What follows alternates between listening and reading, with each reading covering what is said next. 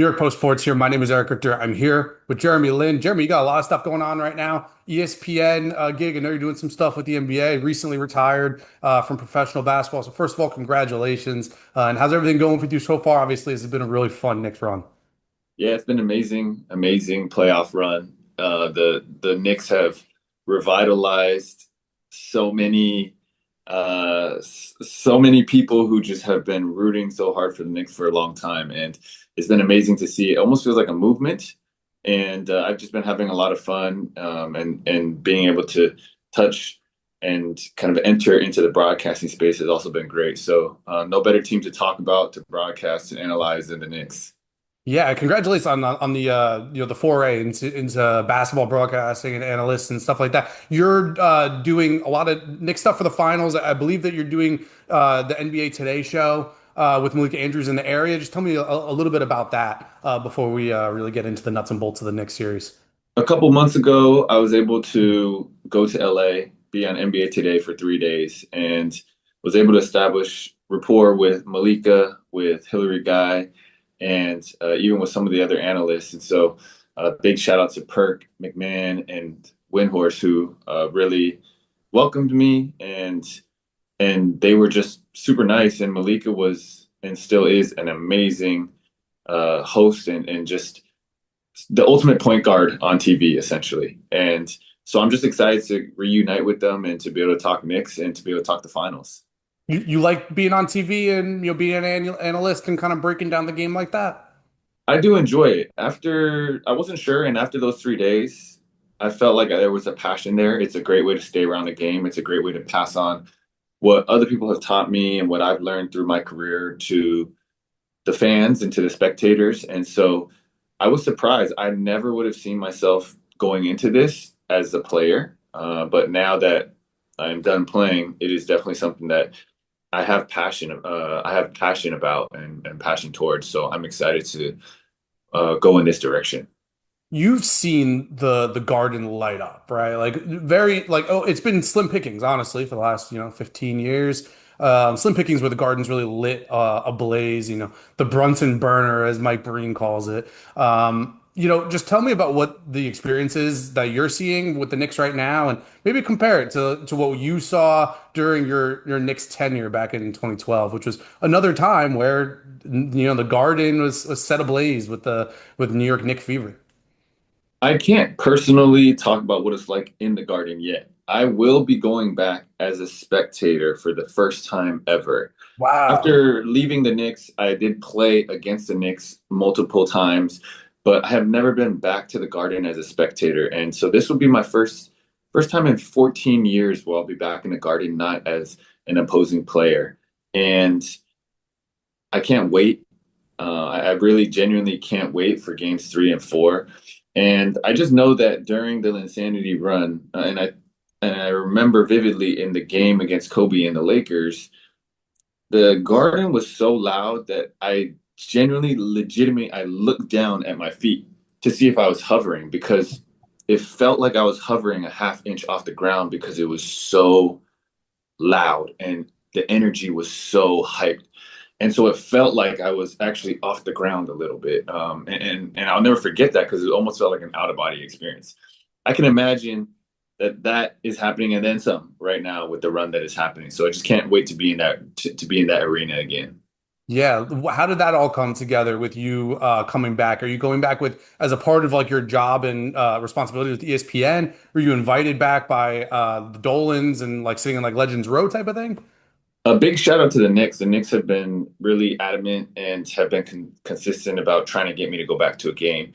And I've always had the desire. Have it's not that I didn't want to. It's just that I was still playing and I was still an active player. And my seasons that I was playing were always ending after the Knicks season. And so now this is my first season being retired. I have this time and the ability to actually show up.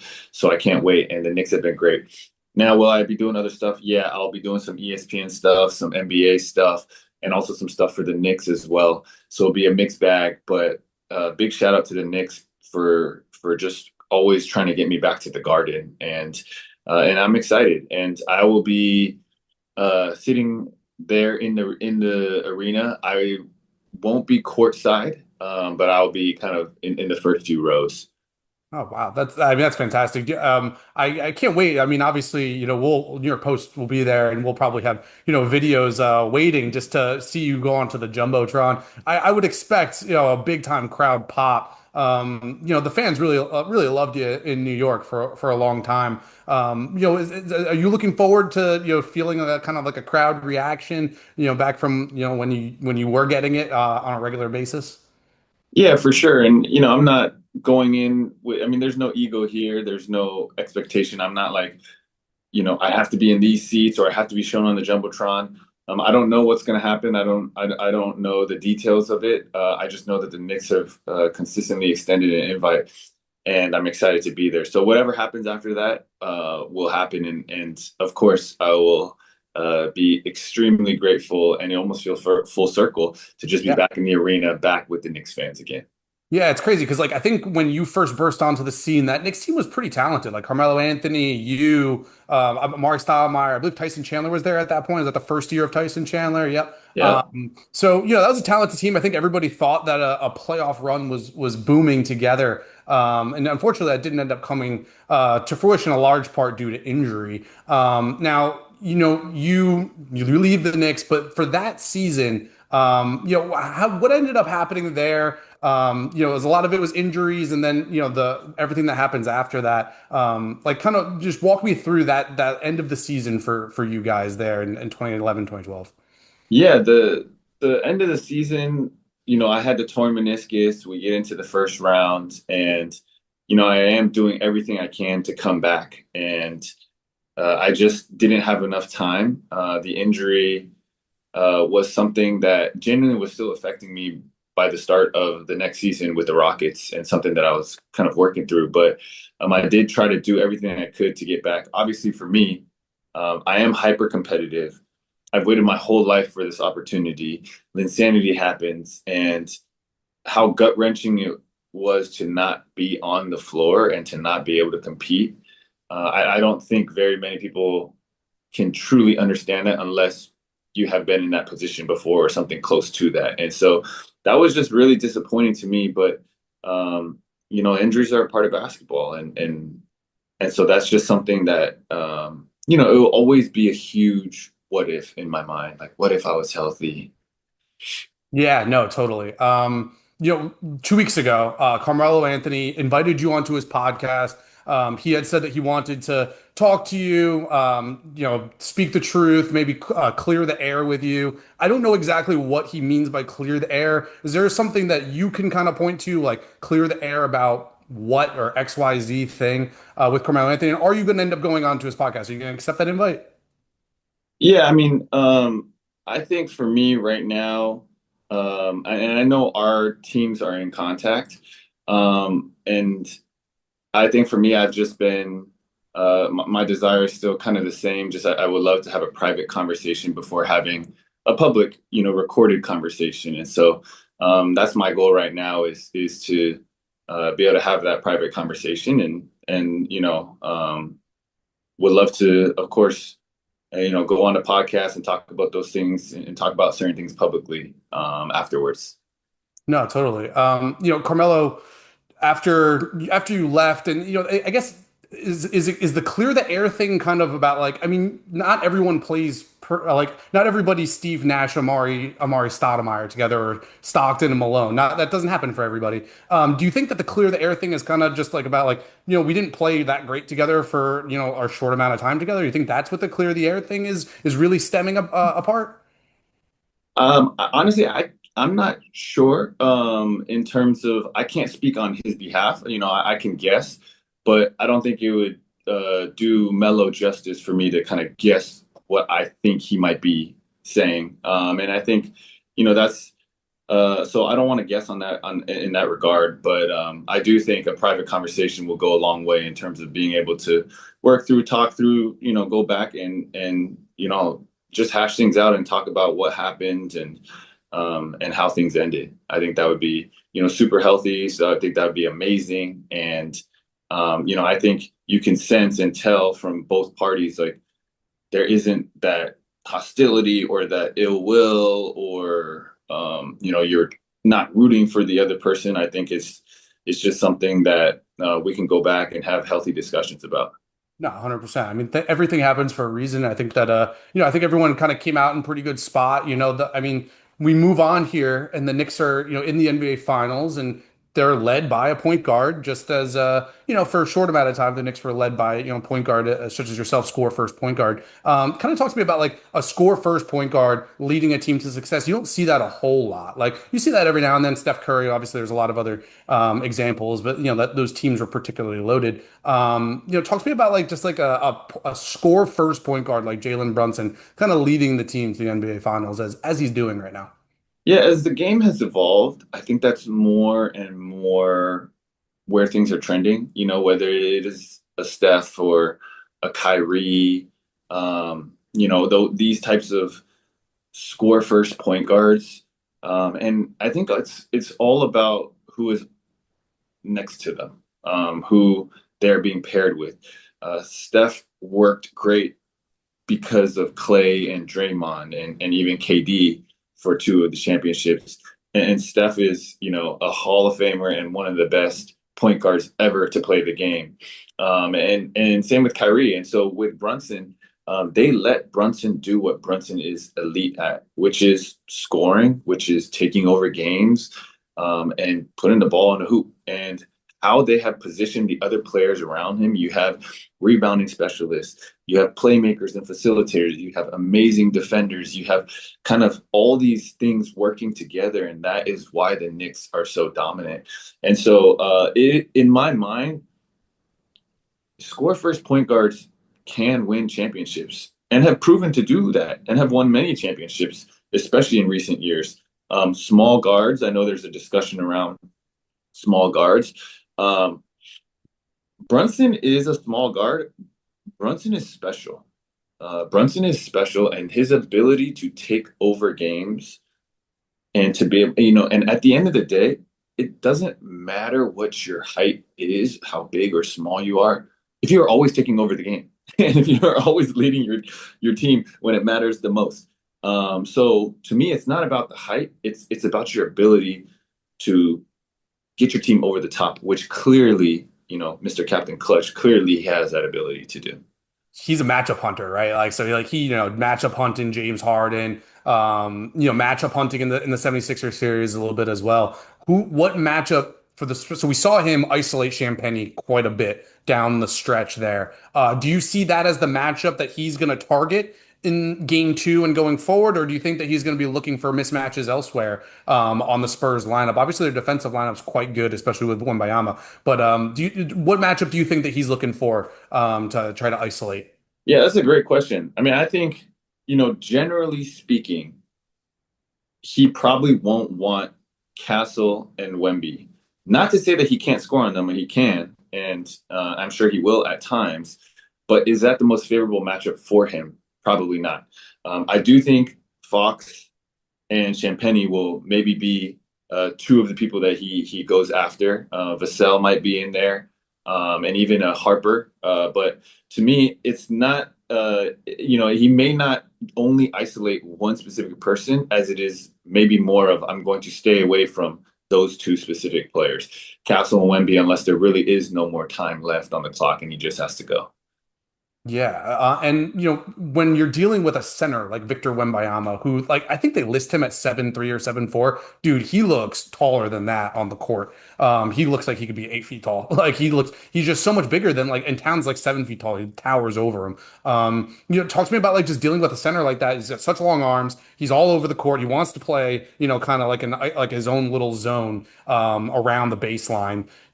What's something that maybe Brunson can do, because you see them do the U-turn, right? They drive the paint, they win their matchup, and then they do the U-turn when they see Wembanyama coming. How would you approach that as a point guard who was in the league for 9 years with some serious success driving to the hoop? Yeah, I think it's all about who is Wemby guarding, and I think that's what makes the Knicks situation so difficult. Is Karl Anthony Towns is going to shoot that three, and he's going to be aggressive shooting that three.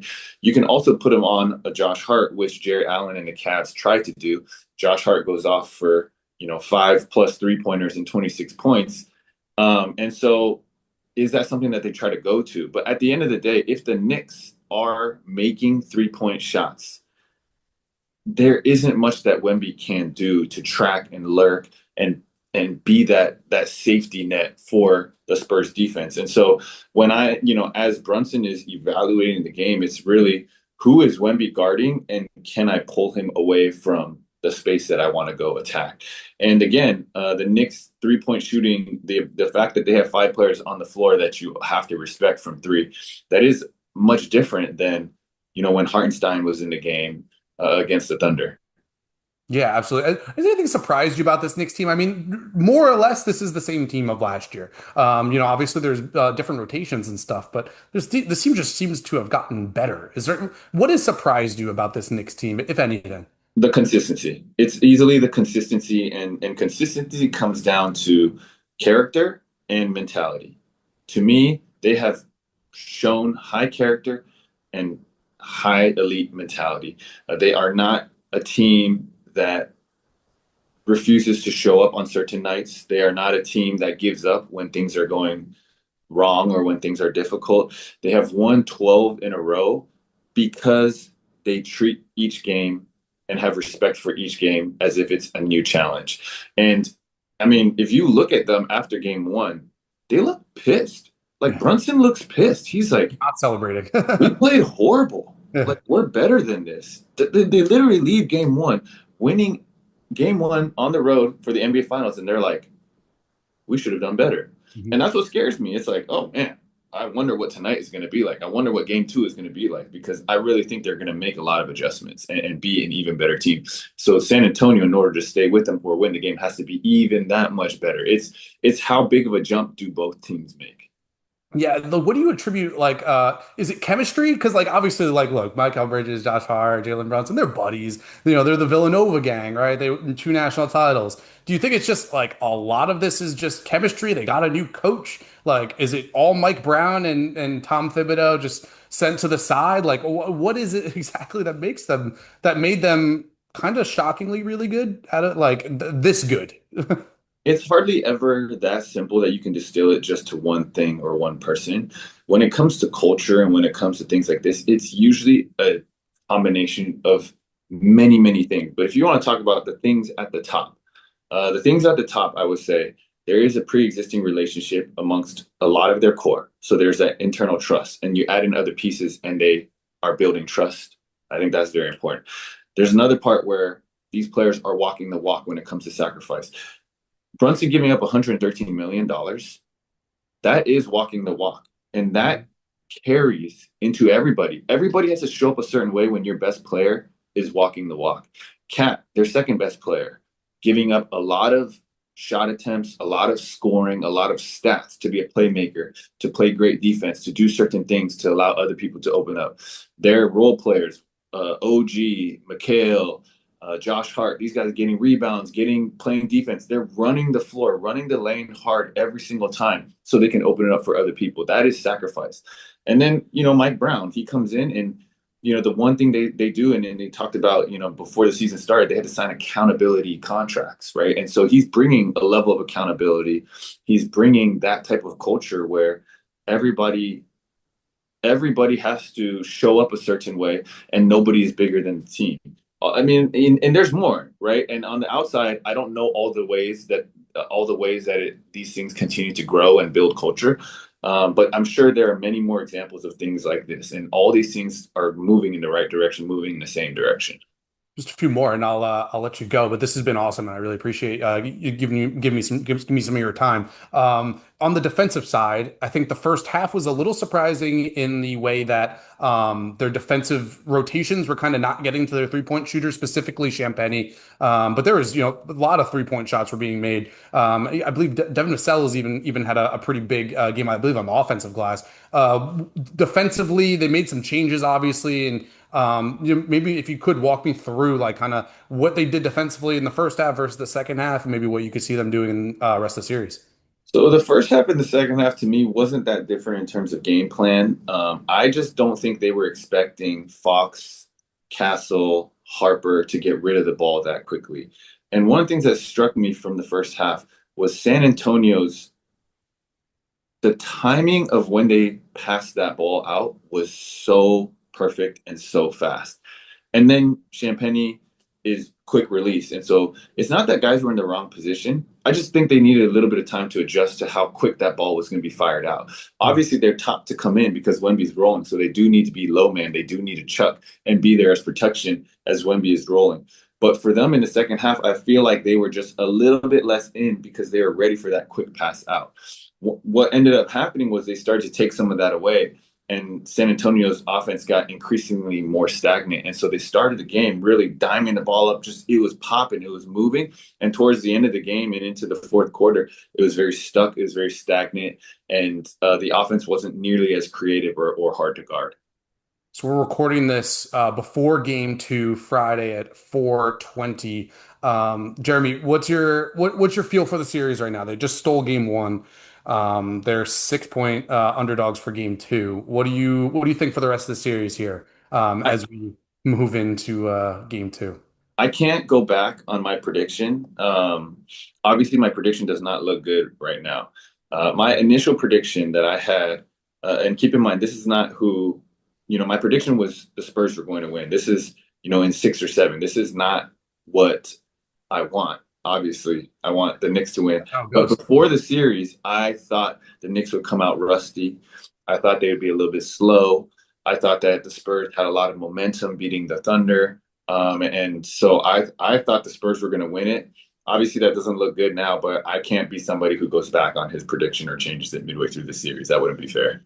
Fair enough. What would you say the Spurs need to change going into the rest of the series then in order to make that prediction come to fruition? Obviously, hey man, predictions are predictions, emotionless, right? This is how it goes. Emotionless predictions. What do you think they have to change though? I think they definitely have to involve Wemby in much more creative actions. Too much isolation, and I don't think Wemby isolating on Cat is going to. It may work for a game or two, but it's not going to work for the whole series. It's not going to win a championship off of that matchup. I think that's a little bit too tough. So they're going to have to find ways to get Wemby in closeout situations where he is able to attack whoever is guarding him, not just one-on-one with all the help defense set and staring at him. I think that's going to be huge. That's going to be really important. They need to clean up their offensive. The Knicks got 23 points off of second chance points. So, defensive rebounding for the Spurs is going to be really important. I personally think down the stretch, they need to double team Jalen Brunson. Mm. I think that they've tried to, not put too much on him. You saw certain teams just full out double team him. And they've trusted Castle and anybody else who guards him. Like, we're going to see what you can do. But I do think down the stretch, they should mix in some double teaming on Brunson. But again, if they don't do any of that and the Knicks win, go Knicks. See you at the parade. I'll also be happy. But no matter what, I think it's going to be a great series, great basketball being played. So much respect for both teams. No, 100%. Spurs would blitz Shea Gilgeous when he passed the free throw, not the half court line. They would blitz him regularly. I'm interested to see if they bring that back into the fold here. Do you think that exhaustion played a factor at all for Wembanyama? I think it played a factor. Is that an ample or adequate excuse? No, but is that a reality? Yes. The truth is he looked tired. He looked tired in the first quarter. Yeah. He looked tired in the first 2-3 minutes. Is he going to be more fresh for other games? Probably. So is that an ample excuse? Can you just, no, I don't think that's an ample excuse. But I think that is genuinely a reality for him. So I don't expect him to shoot 6 for 21. And even if he got all 21 of the same shots over again on another night when he has a little bit more in his legs, he'll probably make more than 6 of them. Jeremy, I appreciate you. Congrats on the ESPN gig, and have fun at the Guard, man. Embrace that. Games 3 and 4 should be really fun back at the Mecca. So I appreciate you giving me your time. Thank you very much. Appreciate it. Thank you. Have a good one.